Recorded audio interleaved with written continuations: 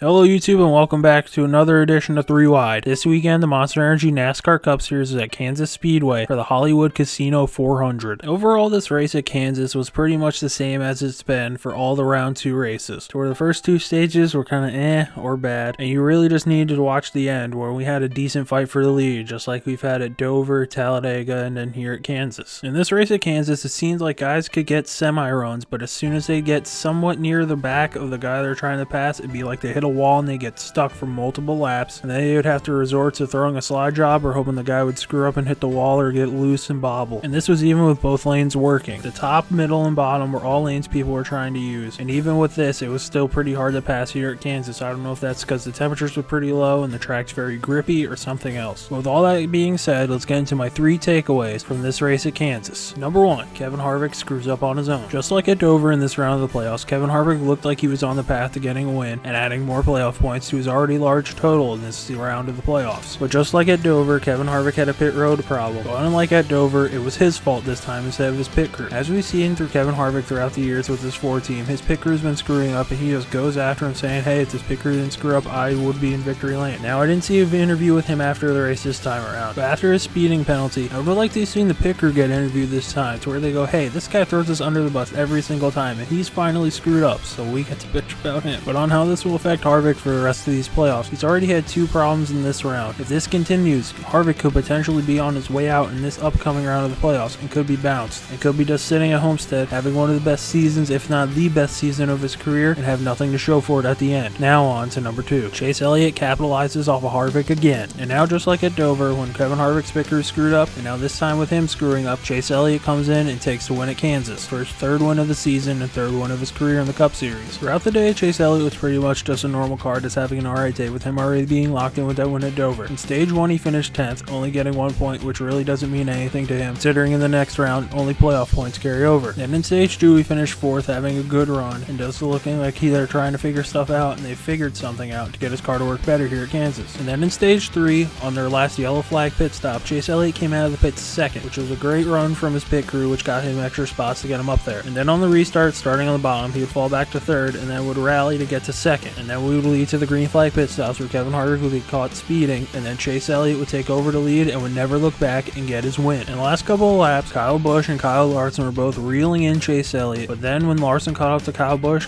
and Larson tanked back, and Chase Elliott just kept going forward, and he defended this time around, adapting lines to get the win. Now, as a Chase Elliott fan with this current run that he's on, this makes me nervous going into this second to last round of the playoffs. This reminds me of Jeff Gordon's run in 2014. Gordon's run in 2014, we all know how well he did. He finished 2nd at Chicago, he finished 1st at Dover, finished 2nd at Charlotte, he finished 2nd at Martinsville, and then he finished 2nd at Phoenix. But he was on his way to winning Texas to where he could have went on to Homestead. We all know what happened when Brad Keselowski got into him, and that sent Gordon spinning and cost him to go to the next round and get potentially a chance to win his 5th championship, his first non-Winston Cup. So now we'll see going into this round of 8 if Chase Elliott can keep this momentum up. As we know, he's been good at Martinsville and good at Phoenix, and he's been pretty good at Texas. So if he can keep this momentum up, maybe he'll be the 4th guy to maybe be with the big 3 at Homestead and maybe steal a championship here. So now on to number 3. Who's out? This race at Kansas was an elimination race. So for 4 Monster Energy NASCAR Cup Series drivers, this would be the end of their chances at a championship. And the 4 who didn't make it were Alex Bowman, he finished 9th. He was 69 points out of getting into the next round. And the next up is Kyle Larson, who ended up finishing 3rd, and he put on a nice run there at the end to maybe where he could have got one. He was 28 points away from making it into the next round. And 10th was Brad Keselowski. He missed by 18 points. He finished 6th and was trying pit strategy all day to see if he can make something happen. And the last person not to make it through was Ryan Blaney, who was 6 points out of making it into the next round. And he finished 7th on the day, where it looked like his car had something to maybe potentially win, but he got in the wall one too many times and his car faded and it was never really the same. Now with these 4 eliminations, I feel like Alex Bowman was really the only gimme where I see multiple people picking him to be eliminated. Now Blaney I think was the next more likely candidate to be eliminated here by most people who made predictions before the playoffs even started. But 2 huge surprises are Kyle Larson and Brad Keselowski. Keselowski was riding a huge hot streak going into the playoffs, where he won Darlington, Indianapolis, and Las Vegas, and it looked like he could be the guy to break out this big 3 party. And then Kyle Larson, we all knew it was just get to Homestead and he'd be walking away the champ. But this second round of the playoffs and even the first round were really not good for Larson. He finished bad at Dover, he didn't do good at Talladega, and he put on a show here at Kansas, but it didn't go well for him because the damage was done and he just needed to win, and he just couldn't get it done at Kansas. So who who knows how Larson's season will be next year with this new package coming into play, and if his advantage at Homestead will still be there, with the horsepower being taken down by the tapered spacer. So now putting Kansas behind us, we'll get into my 3 things to look ahead to next week at Martinsville for the first Data 500, the first race in the round of 8 of the NASCAR playoffs. Number 1, the Chase Elliott Redemption Tour continues. We all know what happened here at Martinsville, and if you don't know, you'll see it probably in an NBC promo this week or anywhere on Twitter or any social media. He got dumped by Denny Hamlin and he crashed, and then he didn't make it into the finals at Homestead, even with him looking to capitalize and get his first one in the 24 car, get his first one of his career here at Martinsville. So this weekend, the first race of the round of 8, I think Chase Elliott is going to go in and win Martinsville. As we saw at Dover, he redeemed himself from last year where he screwed up and couldn't adapt to lines and Kyle Busch beat him. This time around in Martinsville, I think Chase Elliott's going to get the job done here. With Hendrick Motorsports only having to focus on one car in the playoffs, with Alex Bowman being eliminated and Jimmy Johnson being eliminated in the first round, and William Byron not making the playoffs, it's going to be all eyes on that Chase Elliott number 9 car. And in this race last year where he was the only Hendrick car left standing, he got all the attention and ran great and was pretty much on his way to winning. And now going into this Martinsville race as a Chase Elliott fan, I want this race probably more than any other race this season. Just how Chase lost this race by getting dumped last year does pains me more than any other race that he's lost. He had the Dover race, he didn't adapt. He learned this year and he got the win at Dover. But at Martinsville, it was a dump job. He really couldn't have done anything to prevent that except maybe driving a lot faster, I don't know. But all I know is that this race at Martinsville, Chase can get the job done and win a second race in a row. That this will continue the redemption tour. To where in 2017 he was dumped, and after this race, potentially in 2018, he could be feeling pumped after a victory and moving on to Homestead to go for a championship. Now on to number 2, all the playoffers who are good here. If you look at the 8 drivers who are left in this round of the playoffs, still fighting for a championship, I believe 6 of them are really good at Martinsville and have a chance of winning and punching their way into Homestead here. The first is Kyle Busch. Yeah, he has a huge points gap which could help him here, but he won the race last year after the whole dump job, and it looks like he's been on a roll this year, and maybe he can get a win to move on to Homestead. The next is Martin Truex Jr. For the Churro closing down, Martin Truex Jr. is the second guy I'm rooting for in this championship behind Chase Elliott. I think it'd be cool for the Denver-based company to go out with a bang and win their second championship in a row, and he finished runner-up here at Martinsville where he was just inches away from potentially moving Kyle Busch to win the race. Next up is Chase Elliott. Like I just said in the last one, he was inches away from winning last year if he didn't get dumped. The next is Clint Bowyer. He won the first race in the beginning of the year here, and Bowyer has kind of been iffy, but I feel like Martinsville's a perfect place for him to turn it around with him already winning here in the beginning of the year. The next is Joey Logano. Joey Logano almost won this race in 2015 if a certain bright yellow car wasn't mad at him, and I feel like Logano, also benefiting like Chase Elliott being the only car left from his team getting all the attention, could play into his advantage and he could potentially win at Martinsville and move on to Homestead. And lastly is Kurt Busch. Kurt Busch has recently won here in the first race at Martinsville 2014, and as we saw earlier in the year, Kurt Busch won at Bristol. And let's see if Kurt Busch can maybe turn back the clock and run great on these short tracks and maybe get a win and punch his way into Homestead. But even with 6 of the 8 playoff drivers I think being really good at Martinsville and being in contention for the win, this leads me into number 3, spoilers. As we saw in 2014 when Dale Earnhardt Jr. won at Martinsville, beating out his teammate and playoff driver Jeff Gordon, Jr., who wasn't in the playoffs or Chase anymore, got the win and played spoiler to the guys who were still fighting for the championship. So with me thinking about that, I see a couple of spoilers, 6 to be exact, who could potentially steal a win in Martinsville to keep 2 spots open in the playoffs for points guys instead of win guys. The first guy I could potentially see playing spoiler at Martinsville is Denny Hamlin.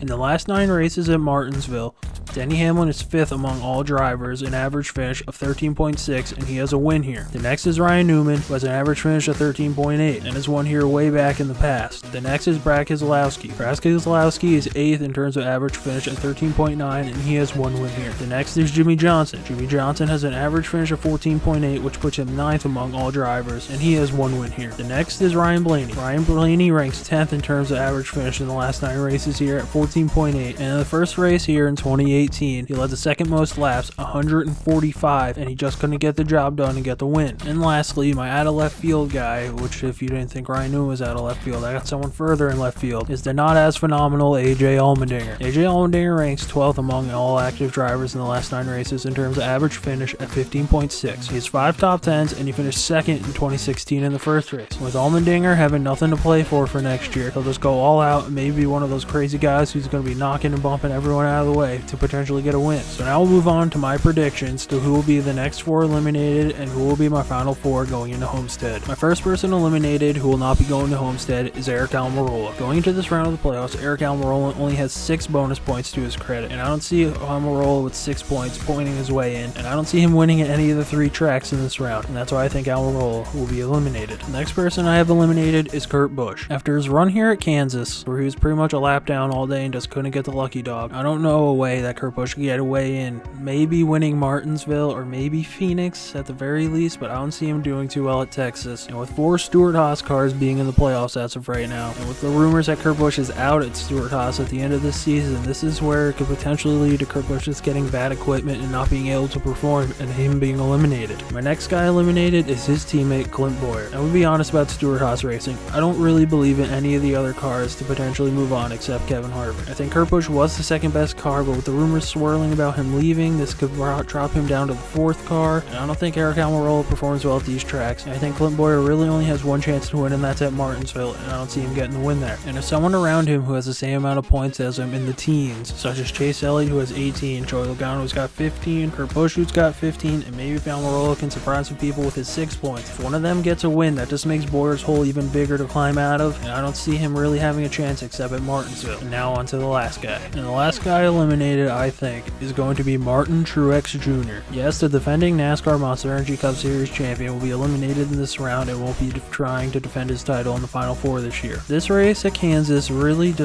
something was weird about the Furniture Row car. Yeah, he finished 5th, but it seemed like they couldn't get the car to work until the end. And it was just something about this race day at Kansas that scares me away from the 78 moving on to the next round. With him having the huge amount of playoff points that he had compared to everyone else except Kyle Busch and Kevin Harvick, he only made it through by 8 points. And now with the points field narrowed down to 8 drivers, I just don't have a good feeling about Truex. Yeah, he ran 2nd at Martinsville last year, like I said earlier, but as we've known, the Furniture Row cars really haven't been able to capitalize at short tracks, and with the team's days winding down, I just don't see them producing a good enough car to get a win there. Same thing at Texas, they've been good at 1.5 miles this year, but I just don't think they're going to have the equipment to do it. Maybe they're not upgrading stuff anymore, or Joe Gibbs is trying to collect his cars back in time or something, but I just don't have a good feeling about the 78 car, and I really hope I'm wrong about Truex. I'd like to see him try to defend his title in the Final Four, maybe duking it out with Chase Elliott, and hopefully then leading to either Kevin Harvick, Kyle Busch, or Joey Logano being eliminated. But I just don't have a good feeling about the 78 team, and that's why I think he's going to be eliminated and not have a chance to defend his title at Homestead. So that's going to do it for this edition of 3 Wide. Leave your thoughts about Kansas in the comment section below, as well as what you think is going to happen at Martinsville, and hopefully it's a better race this time around than the first one, and what your playoff predictions are going to be, and who your Final Four are going to be. And as we've seen from mine, my Final Four are going to be Harvick, Busch, Chase Elliott, and I think Joey Logano squeezes through with that Penske luck on his side. If you like the video, hit the like button. If you like what I'm doing on this channel, hit subscribe, and as always, thanks for watching.